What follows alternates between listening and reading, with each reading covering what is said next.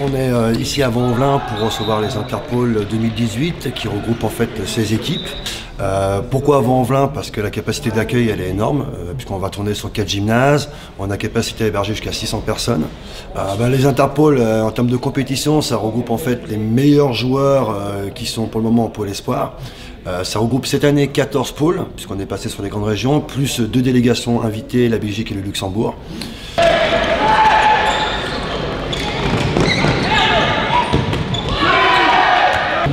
Pour eux, c'est l'événement de l'année. C'est-à-dire qu'ils travaillent toute l'année pour arriver à faire ça.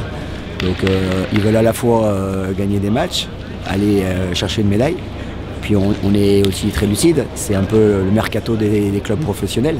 Donc ils veulent aussi se montrer pour peut-être un jour décrocher un contrat de centre de formation. Moi, je suis toujours très vigilant et prudent avec les pourcentages, les quotas et les statistiques.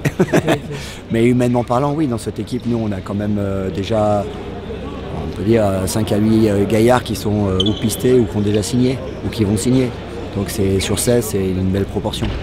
Aujourd'hui, ce qui va faire la différence, c'est l'exigence que le joueur amène dans les choses faciles à gérer et puis son efficacité, sa faculté à durer physiquement sur la compétition. Parce que sur un match, on peut faire illusion. Sur 2 matchs, c'est une compétition, on va quand même faire 5 matchs de 2 fois 30 en 6 jours. C'est un vrai test aussi physique sur leur capacité à aller dans le milieu pro.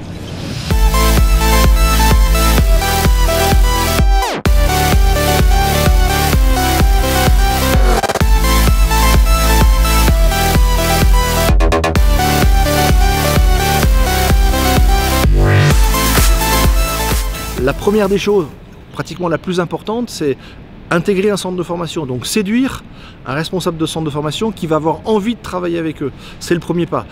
Ce faisant, après, parmi tous ceux qui vont y rentrer, seuls, on va dire, entre 35 et 40% d'entre eux deviendront professionnels. Donc le marché du handball professionnel est étroit. Le championnat de France est un championnat très difficile, de très haut niveau, donc les places sont très chères. Donc c'est au fur et à mesure, avec le travail et l'engagement, la réussite des joueurs, que se fera une petite place au soleil. On découvre au fur et à mesure de ces compétitions des joueurs qui confirment le bien qu'on pensait d'eux.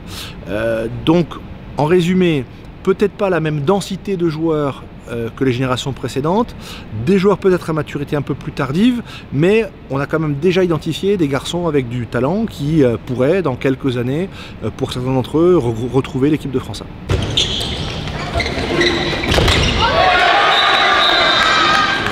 Ici, en tant qu'entraîneur de France 1 avec Didier, pour observer ce rassemblement qui nous permet d'avoir une vision globale de toute une génération d'athlètes, de futurs jeunes talents, et qui nous permet de nous rendre compte du niveau, des potentialités, des jeunes qui vont être surveillés dans les années à venir.